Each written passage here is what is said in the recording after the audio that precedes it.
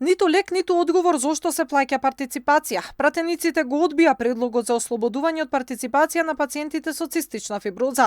Од Асоциацијата за цистична фиброза во телефонски разговор за Алфа информираат дека до нив стигнал документ со кој уште во 2019 се ослободени од партиципација, но како што велат, тие сами плаќаат за оваа услуга.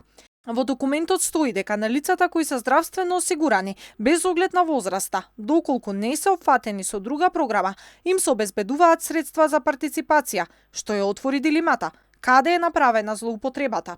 Претходно, од пред собранието, родителите на пациентите ги повикаа пратениците да ги изгласаат законските измени за пациентите над 26 години да бидат иземени од патарини и патни такси, предлог кој допрва ќе треба да се гласа.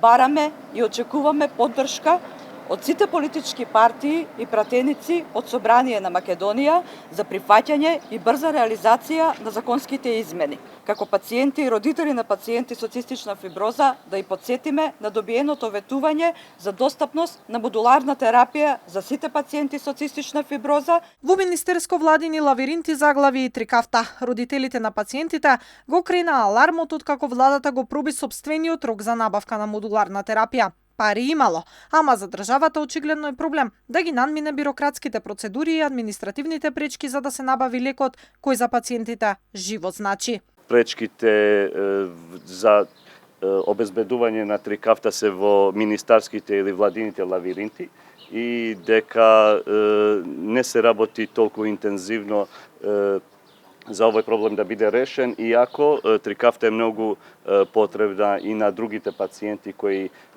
не беа во лоша состојба.